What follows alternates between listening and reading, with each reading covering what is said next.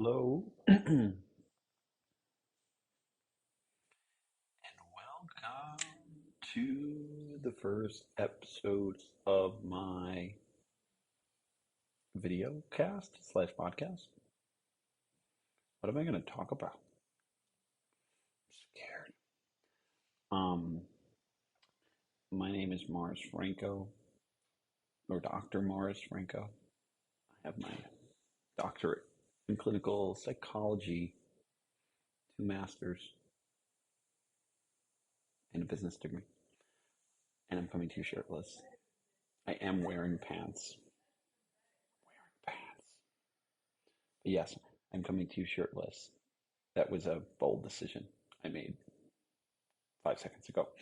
And I'm generally shirtless, and I wanted this to be as authentic as possible. Possible. Possibly. Pardon my stumbles. Um, yeah, I really want this to be as authentic as possible. I guess that's the point. I'm not really sure the full point just yet. I'm going to kind of let it become its own thing as much as possible. Um, but yeah, hey world, how you doing? So I'm in Hawaii. I got my doctorate. I'm not wearing a yarmulke anymore. Anything else? Right. My heart's pounding. This is getting a little real. See, I'm recording this as just a practice run. Maybe that was just my little way of tricking myself into actually doing it. Who knows? I just watched this video about how the Beatles recorded one of their first albums, Please Please Me, and they just sat there in the studio and fucking did it. Excuse my French. And that's kind of inspiring. I like that. I really like that. So that's how I'm going to do it. Just going to sit here in the studio and do it. Right. So I'm sure many people who know me have questions. If you don't know me, I'm not sure how you found this, but hello, nice to meet you. My name is Dr. Morris Franco. That's my roommate screaming. I wonder if you could hear her. Anyway, um, maybe I need to record in a private location. In the trees. And we're back. I'm going to record here for now, and we'll see how this continues to go. So, right, so I was introducing myself if you don't know me. So, yeah, um, I've had a long journey to get here in front of your face. Um, I just realized I'm wearing glasses. I don't always wear glasses. I actually don't usually, but I think it's a good choice today, just for this intro.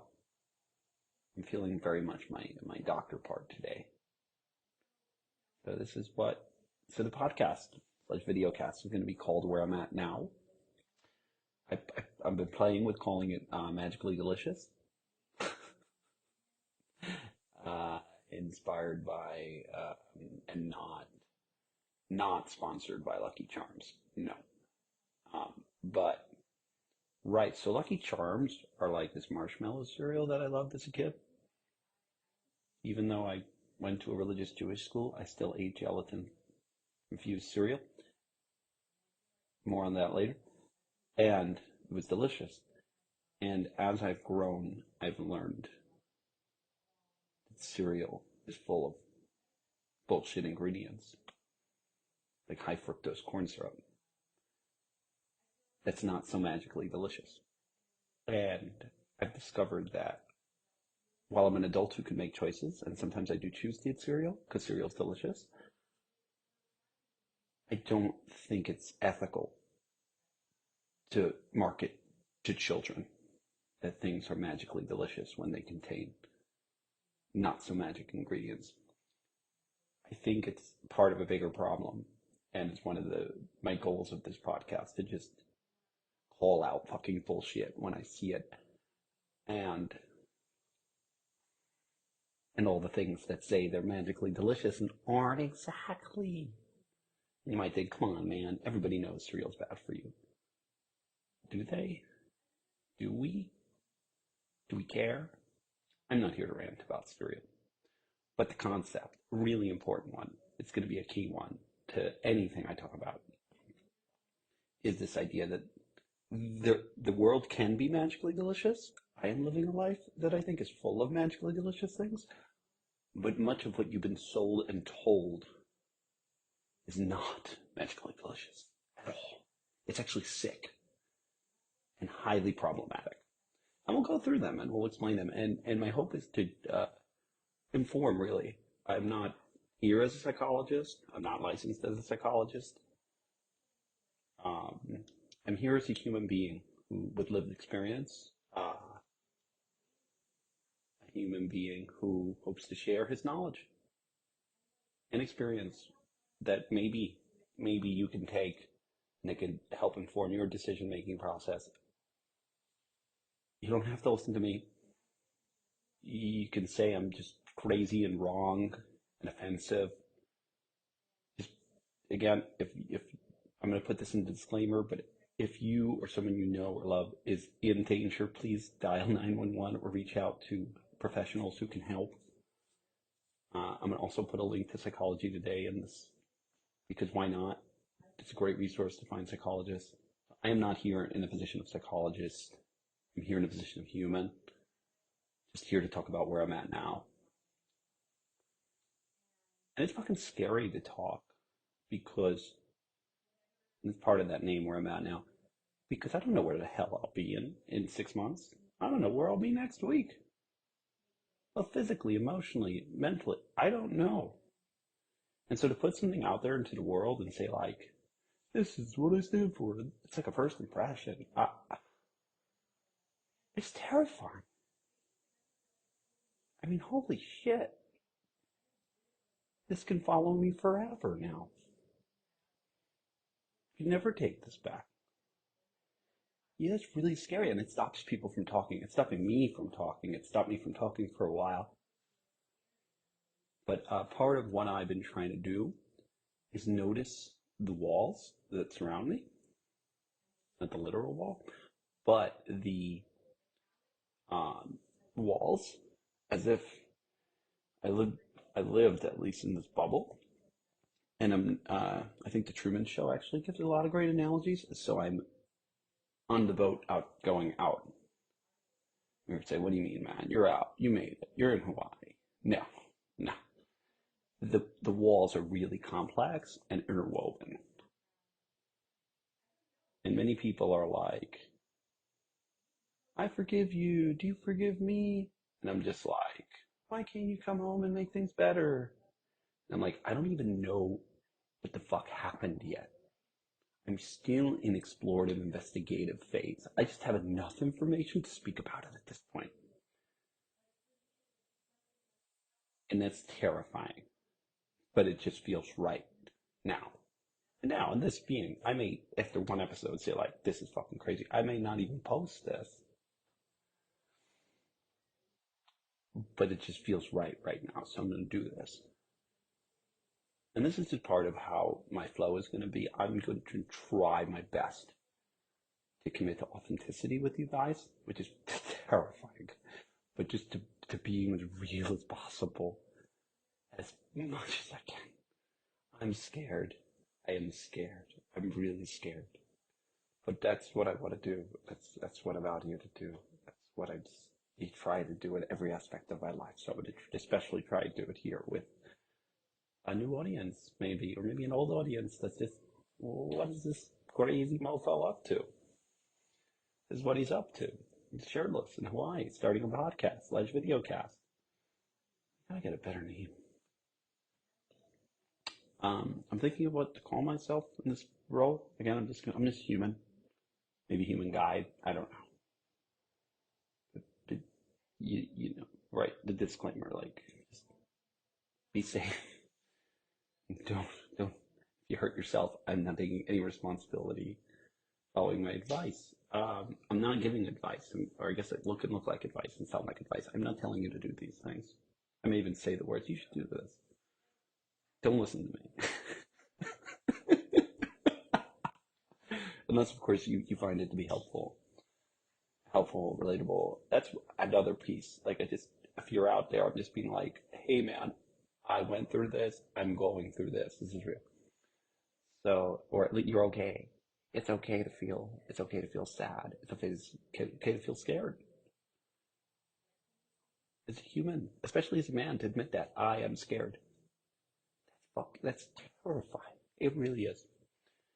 I'm gonna sometimes try and monitor my language. Generally, I think this is going to be to an over 18 audience anyway, but it's just something I'm conscious of because maybe I do want to reach younger people who are in difficult positions. Oof. Okay. So what was I talking about? Truman, and he's making his way out. I don't know if you guys have seen the Truman Show. It's an incredible movie. I'd highly recommend if you're going to watch this, just have some general idea of the Truman Show to go watch the 10 clip thing on YouTube or something.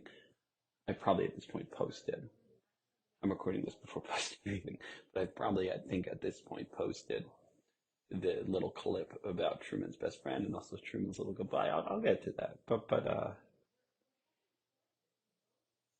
so the idea is basically when trying to figure out the bubbles that we live in, it can be really hard because the walls aren't made out of concrete and steel. The walls are made out of emotional and psychological dynamics. Sometimes they're made out of financial dynamics. The walls are really, really tricky and they work really well. And they're programmed to control and they're programmed to keep inside and they're programmed to keep things predictable because everything else is scary. And I don't think people are doing this insidiously. I don't think there's some kind of scheme. I'm not experiencing paranoid schizophrenia as far as I know. I don't think I can diagnose myself, but no, this doesn't feel like that, at least from my awareness. But what it does feel like, and you can start to see where at least some people who experience paranoid schizophrenia might talk about, oh my God, they're plotting, because there are secretive things that are going on. There are really problematic things. There are things like the Lucky Charms box that says it's magically delicious, and it's not. It's just not. It's so this is coming. I've had a cereal hall of fame in my apartment. I love cereals. I just don't like lies. So I'm going to try and be authentic. I'm going to try to be as honest as possible. Please forgive me. There's also a trust thing here as I learn to trust this platform, as I learn to trust this system. I must also speak to the fears about,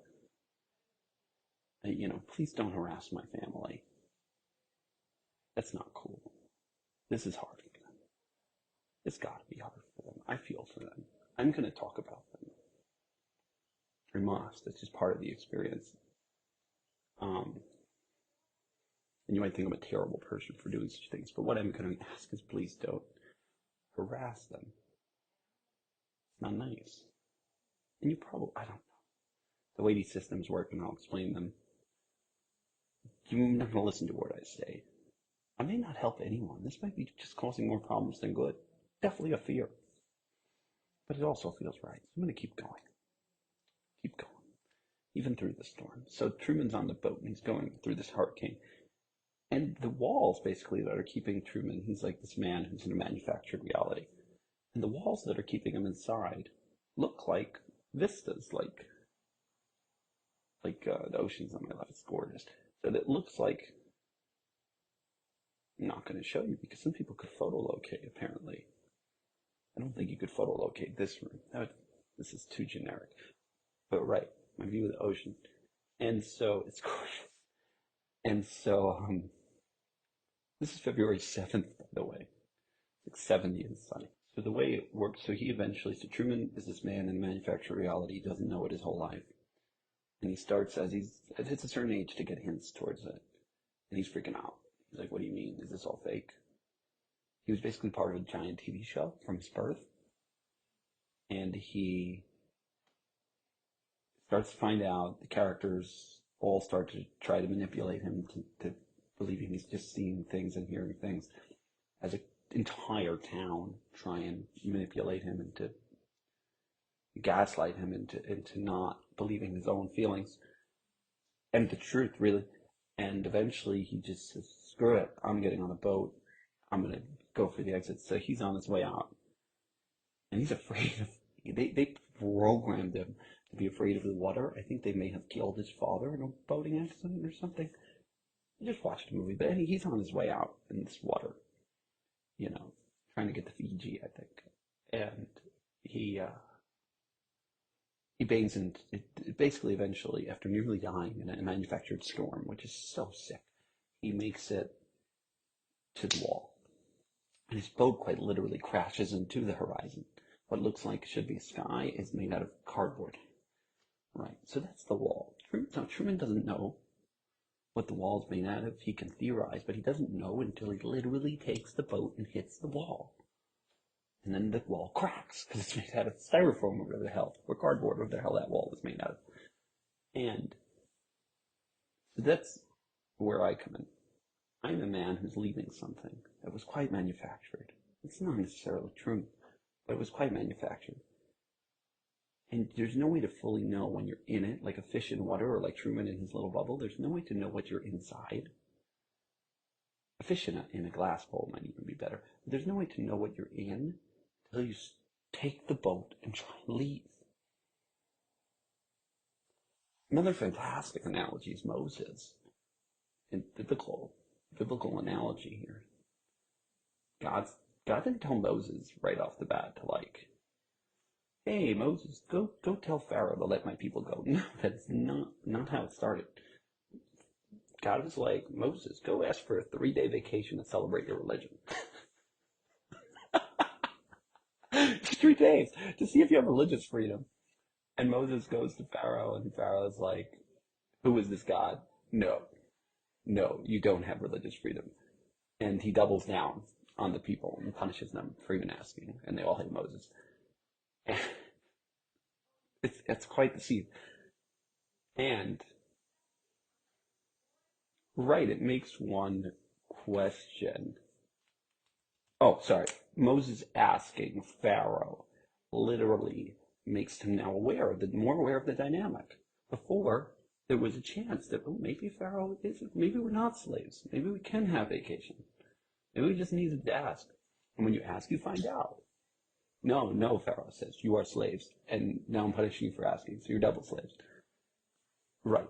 And so, the way to find out is to test the boundaries of the walls. You can say that's dangerous, it's silly, it's stupid. Got it. I would want to know if I was inside a cage, wouldn't I? Especially if there was an exit. It's so knowledge is power in that way. Just say no, not with an N-O, but just say no, K-N-O-W. I took that from an amazing drug education comedy show I used to go to. Thank you. Education comedy show. Just say no. Just say no. That's going to be a lot of what this podcast is about. I just want you to have information. I'm not, oh, you should leave everything you know and go to Hawaii. It's really sweet, maybe. But I want people to make conscious choices as consumers of their own life. As consumers of your own life, you can make a choice on where the heck you want to be and how you want your life to look like. And yes, you can say, oh, you can do this because you're privileged. And maybe privileged, there are certain privileges that make certain choices easier, which is why I'm just giving over the information. I think the information creates privilege. It doesn't, there's obviously some benefits that some people have that others don't. And some people don't some people are in much stricter cages with no likelihood of exit and no possibility. Part of me is also thinking right now, as I'm speaking, there's those funny things that happen while you're on a religious journey. So I will talk much more about this, but in short, I grew up traditional Jewish, but in a very insular community, the Syrian Jewish community, which was insular on different levels. It wasn't, certainly the flavor that I got wasn't extremely religious, but there were extreme high expectations. And those expectations could look like a religion. They were not necessarily Judaism, but they were certainly had rules, regulations, and expectations. They weren't necessarily written down, but there were no It was what we did, what we do. Uh, it's not what we do. And so, no, it was my mother. And so maybe my grandma, maybe both. Anyway, and so communities,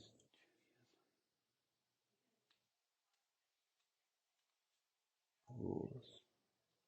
Right. So funny. So I ended up. I'm going to speak more about this, but I went through my own journey. Basically, that started with a life-changing surgery that made me. I had a valve replaced. I could talk a lot more about that one. I'm not nearly doing it justice, but at 15, basically, I came to terms with, oh my God, life is short. And then I started having fun. Life is short. And that led me to some problematic places. I couldn't fully understand at the time why I was abusing substances, mainly alcohol and cannabis. I find a need to emphasize because some people think the minute you say abusing substances, it means heroin for whatever reason. So yeah, not to say heroin is everything's problematic, but potentially, but also it's each individual drug speaks to certain needs. I'll get to that, but basically, I was abusing substances and my life was beginning to become problematic, and it was never problematic before. So I was blaming the substances, and I found myself in an outpatient rehab. Thankfully, I was with the help of a mentor, and I got out of there. Ended up finding a passion for helping people as a camp counselor, and a decade later, through college, decided basically that the only way I was going to stop using substances was to find meaning in life. And I decided that would be in the form of relationships, spirituality, and a passion. And so I chose psychology and Judaism because that was what I was had.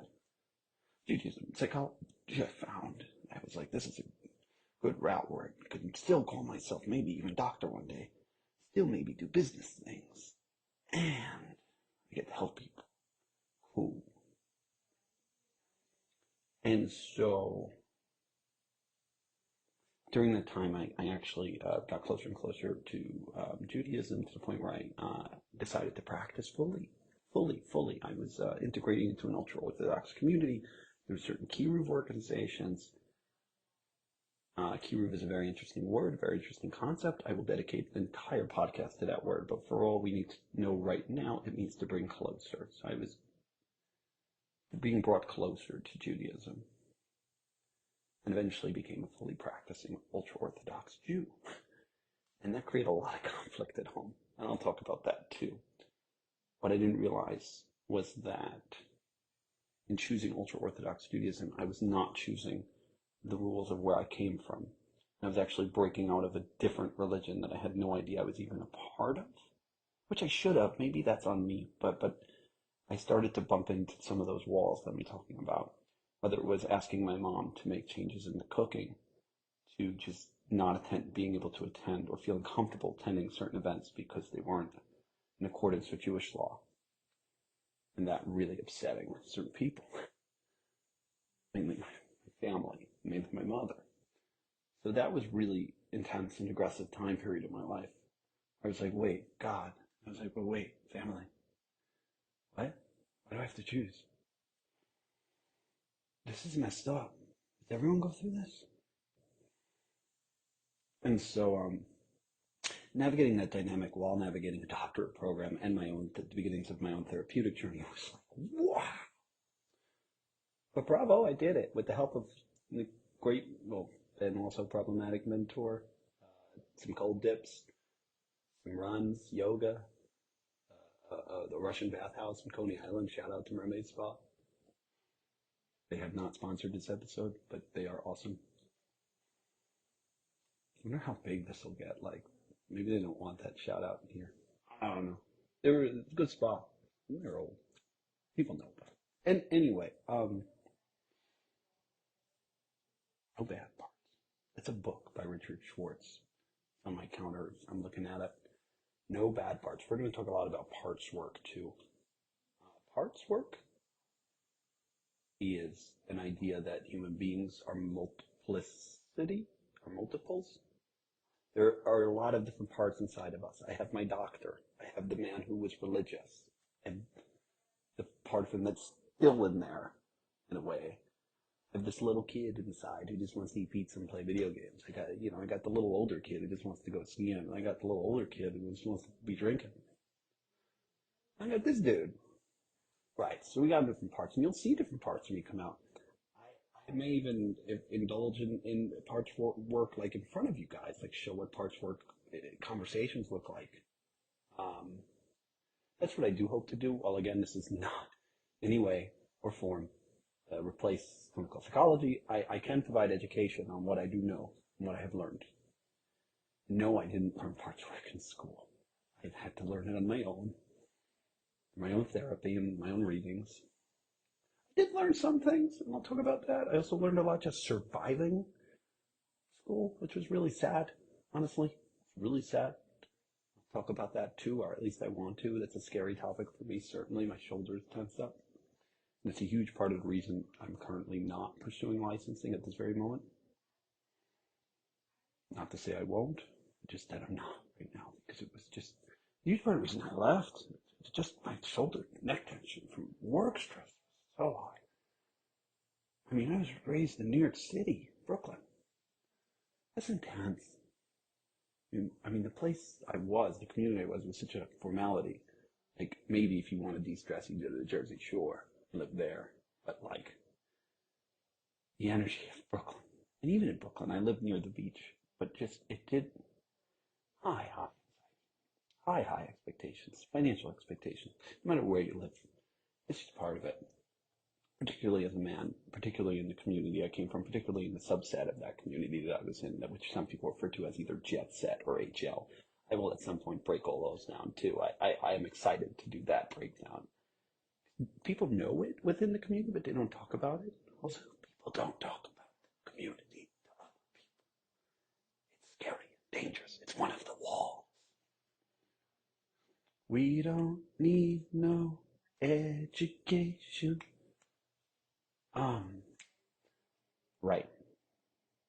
I may jump all over the place. I hope you can stay with me. I'll try and keep in flow as best as possible. Part of me was like, you should be scripted. You should have guests. They'll keep you in line. And part of me's like, nah, this is me. You're just going to get the whole me. Yeah, as much as I feel comfortable and safe, obviously. Step by step, we're going to get to know each other. Or at least you'll get to know me, I hope. I'm shutting off comments. No comments. Don't message me. I'm going to do my best to make myself unmessageable. We're just going to ride this wave. How do I know people like it? I don't know. How do I know people hate it? I won't know. Don't track me down. Give me my privacy, please. I don't want to have to move. I like it here. But, I will. If I have to. I'll do what it takes. I'm a survivor. And so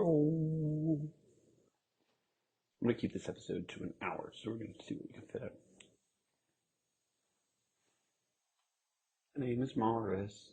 Nice to meet you. I write some poems and I sing some songs.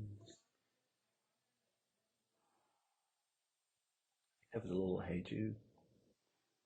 Don't be afraid. Take a sad song and make it better. Remember, I hope they don't copyright me for just singing this. And then you begin to make it better. I do hope to incorporate songs. I think I looked into it. I can do some things with Spotify. It's just complicated. But songs are a huge part of my life beyond just writing songs, but like listening to music. I've created a playlist. I may or may not share it. But basically, songs help me ground and just help me feel seen and less alone. And help just get ideas and flows out that I'm having trouble putting words to.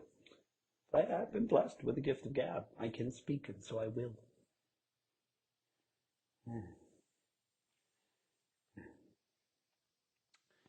And so Where were we? The walls, right. So speaking about the community publicly, it's a huge shame, shame, shame. Finger wag, wag, wag, bad, bad, bad, bad boy. You're a bad boy. Don't be a bad boy. Um, and so I think that's one of the multiple layers that they keep people inside is by shaming them if they talk about it. That should be a big red flag. People say, oh, it's for privacy's sake. We just want to stay private. Not exactly. Um, it keeps things in line. Yeah, sure, sure, it protects privacy, certainly. But it just keeps things from being interrupted by systems that may go, hey, hold on, that might be problematic. And you might say, ah, we're not problematic. Sure, every community has its problems. You're going to talk about something. Every community has that. We give a lot of charity. I'm not here to say the whole thing's problematic. I'm not even here to say you're better or worse. All I'm going to try and do is show you the chains of how they keep people inside and hopefully create a decision process on if you want to stay inside, if you are someone who's in that and watching this. And if you're on the outside, maybe it's just entertainment for you. But I also think this is going on in tons of different communities, whether it's Mormon or, I don't know, Muslim or, this is not a one-off. This exists. And this is how people do things. But what it is you, and I am so privileged to have my background in clinical psychology, that I could begin to understand and unravel it. Basically, my running theory, and we'll get into this, but the running theory that I'm developing is an idea of not just that I come from an enmeshed family, which is its whole own thing and deserves a whole long explanation of what enmeshment is, but definitely speak to your local chat GPT or I mean, go speak to your local therapist if you want to learn more about enmeshment and if it may be happening to you, because it's really hard to tell when you're in it, like fish in the bowl. But not just enmeshment in a family, but I think enmeshment in an entire community system. And that is actually pretty novel. I've done a decent, like tiny little search. If I do find more, I will let you know. But on just talking about how this happens on a communal level. Because it doesn't, in order for it to happen on a communal level, you'll have to have a very insular place that's very integrated. It sounds good, it's not. It's bad. So enmeshment, just so we can understand, generally is when there's lacks of boundaries, um, high pressure to conform to the needs and wills of others in the system, particularly those in power in the system. And it's just confusing for the people in it because they're constantly trying to figure out what's theirs, what's not theirs, and what they should be doing, and then how it, and maybe disagreeing with their feelings. Ooh, enmeshment. And so enmeshment, one of the first things I learned during my master's at NYU was that when I came from a business background, so I was reading about how enmeshment is correlated with schizophrenia, people coming from enmeshed dynamics. I was like, enmeshed family, and they were like people coming from enmeshed family dynamics with high expressed emotion, are more likely to experience schizophrenia later in life. And I was like, high expressed emotion, enmeshed families. That sounds like my family. That sounds great. What's the problem? I seriously got up in front of the class and said that. I'm like, what's high expressed emotion? It means that they're talking about their feelings. They're not quiet, right? And enmeshment, it means they're close, right? High expressed emotion actually means you're expressing negative criticisms a lot. Bye. Bye. And enmeshed dynamics there's too closeness. We can't tell the difference between you and the other. And you're like, what do you mean? I know who I am and who they are. No, no, between the needs of you and the other. As in that mom wants me home for Mazza for Shabbat dinner at a certain time. I better be home. My needs are right. Her needs, right. And what I'm saying actually is this is not, so that's regular family enmeshment scene. And you can say it's a million other things too, but let's just say that's the regular family enmeshment scene. The communal enmeshment scene is much different, where every mother actually is at risk of disappointing the entire system if she doesn't keep her children in line. and will be punished by others through means such as gossip, shaming, loss of opportunity for her children's marriage. Um, right. That scene that is very typical for many in the community I come from, where the Friday night dinner begins, the Sabbath meal, and people just start yapping away about what's going on. Did you hear? Did you hear about the blah blah blahs? And I'm just like, I was so bored. But what I wasn't understanding was that was actually a way of enforcing communal dynamics. You don't want to be the one they're talking about. I mean, sometimes that someone bought a house, but for the most part, it's usually not so good. You do not want to be, and even that talking about someone who bought a house, that's reinforcing that you should be one day the one who buys a house. Or you can say, nah, we're just bored. We don't want to talk about ourselves. We're just yapping. It's all BS. Maybe, but also not. It's reinforcement at all turns. So right, so I'm just going to uncover. I'm going to work my way because that's what I've been doing. I don't know. I just don't know how many layers, how deep this goes. All I know is this literally right now is me breaking through one of the walls. I'm not the first Syrian to talk about the community. Some dude made a play. Some lady wrote a book. And some other lady wrote one little article. And I was able to find her. It was crazy. But I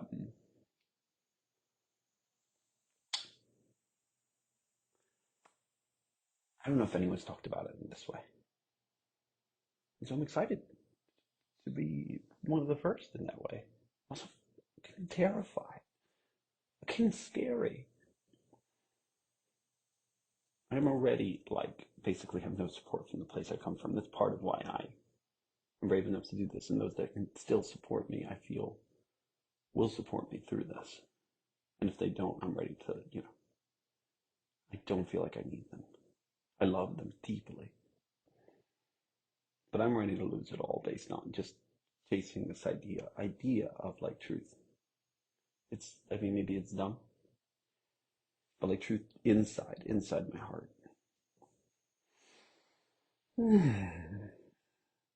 Breath time is a lot. Oy.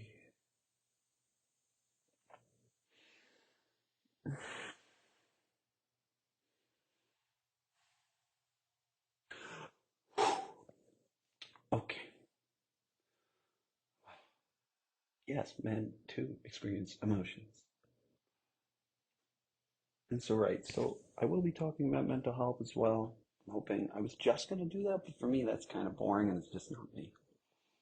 But I'm an expert in addiction stuff, so, or at least I'm calling myself that.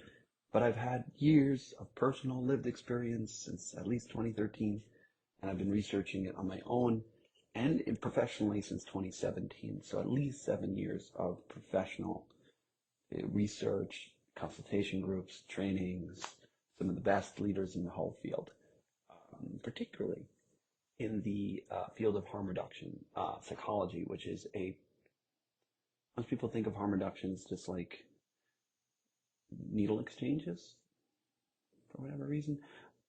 But harm reduction is just a concept that people may be doing things that are harmful. We can offer solutions that they may be interested in that can cause less harm, like wearing a helmet if you're going to go on a motorcycle, or using a clean needle if you're going to use heroin. Or when you add the word psychotherapy to it, exploring people's relationships with problematic behaviors, substances, and people, and figuring out to what extent that seems healthy for them. It's so funny because we're so much quicker to force someone who's using a substance to go sober than we are for someone who's in an abusive dynamic to go sober. From that abusive, particularly emotional abusive dynamics. Physical abuse, we're like, come on, man, you're getting physically abused. But emotional abuse is actually very insidious. And many people will be afraid to actually have advise someone. And you just tell them that, hey, man, I think you're being emotionally abused. You don't even have to tell them, just like, hey, I would explore the idea that this is emotional abuse. My life changed when someone finally asked me the question, why do you stay? Thank you. Thank you. Why do you stay? And that's right. That's the question. Why do people stay in problematic dynamics? They benefit people. So with alcohol, if you're drinking alcohol, alcohol has its benefits. Oh, drugs are bad, okay? But alcohol has benefits. The benefits of alcohol are that you can forget about your problems temporarily.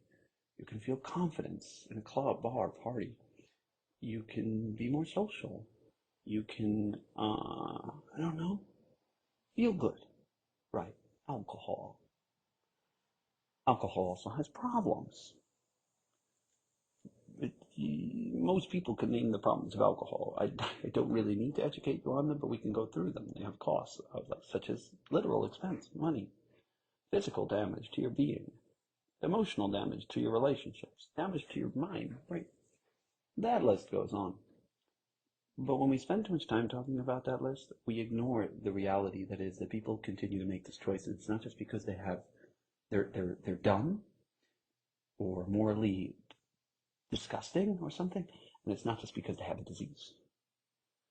That's going to be a huge shift in this channel, certainly. I do not subscribe to the disease model, and I will thoroughly explain why. But in short, basically there was a model that said that people were bad for having mental illness, and then people were like, whoa, let's not do that. They have diseases like diabetes, but mental health, so they need medication. And don't judge people for taking medication, is what they'll say, because they have a disease. And if you were using substances, it's not their fault. Come on, they have a disease. That's why they destroyed their entire life and family. It's not because they're a bad person, it's because they're diseased. And that's one of the first steps in AA, when you have a problem, but not just a problem, but a lifelong, uncurable problem. I certainly don't subscribe to AA. I don't think it's awful, and I think abstinence can be a wonderful option for many. I just don't think AA is successful enough in what it does, what it's trying to do. We had nearly 100,000 overdose deaths in the United States each year for the past 5 years. I wouldn't want to check my stats, but roughly around those numbers. That's fucking sick. And this does not need to be happening. I'm certainly not one to sit here and say, like, oh, everyone has a choice to be alive. And that's just another conversation for another day. But what I will say is that if you are choosing to be alive, that I would really hope that you wouldn't accidentally die or die for reasons that were preventable. Because in a way, drug use is ambivalent suicide. Right. Ambivalent means you're not sure either way. So you take a substance that might kill you, might not. Just one of my theories.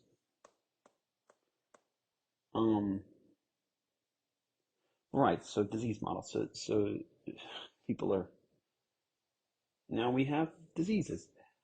When you go beyond the disease model and understand things from a biological, psychological, and sociological combined, it's called the biopsychosocial model, which means yes, there are biological factors like DNA and how drugs interact with our bodies.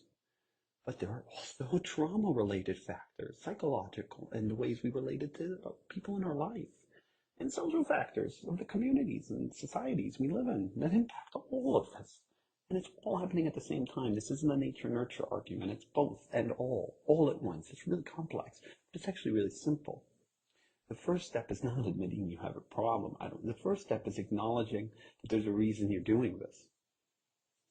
And it's not just because you have a disease. That just blankets the whole thing. No, it's benefiting you somehow to just stay in this relationship with the substance, even if in the long run it's hurting you. And even if you say, parts of you will say, I don't want this, I hate this, I would glad to get rid of it. It is playing a role in benefiting you. This is classic self-medication hypothesis. Can't see it, right, that people are using for a reason. And it's my job, at least when I'm sitting in front of people as a licensed clinical psychologist, or certainly in my training, I've had years of at least 3 years now working in some way related to a substance use field.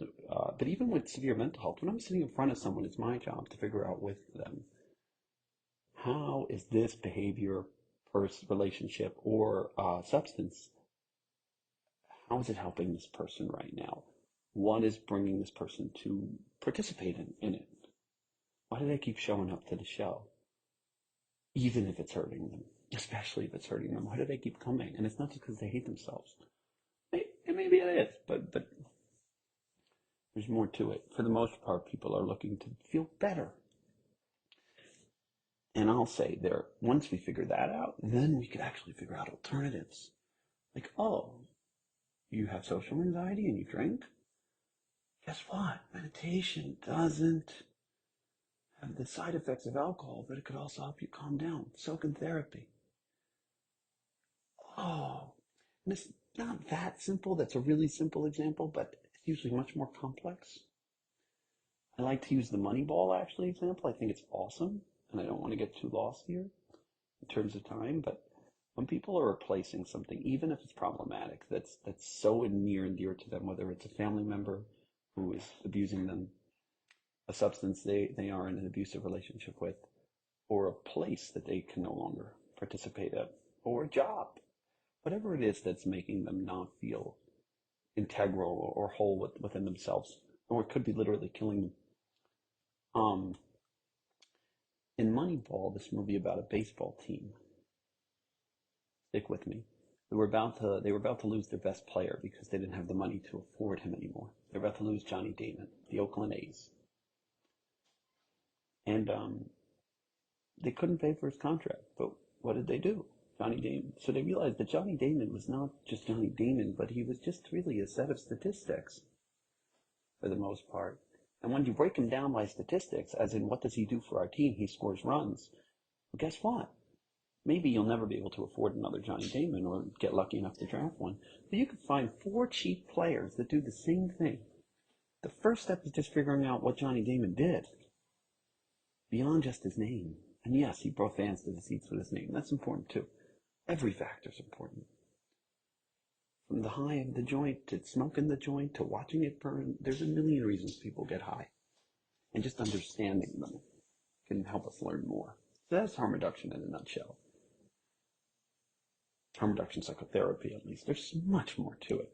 But so that combined with parts work, which I was discussing earlier, is going to be the model I work off of. I'm getting a bit lost in all of this. To ground, as you can realize, I have a lot to share. I'm going to be doing my best to take what I've learned through my schooling, through my readings, through my own personal experience, to help explain what the hell happened to me and what might be happening to you right now. And what's happening to me right now. And, right. And I hope it's helpful. That's it. Right. So where am I now? Where am I now? I'm feeling scared. My shoulders are tense. And I don't know if this is the right thing, but it feels right.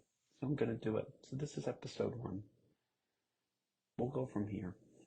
I'm going to talk about more things, but thank you for listening. I appreciate you. Anything else? I'm doing well. I really am. I keep getting these texts. People are worried about me. I will end with this, the concept of fear. Concern is control. So you can ask your local chat GPT or your therapist.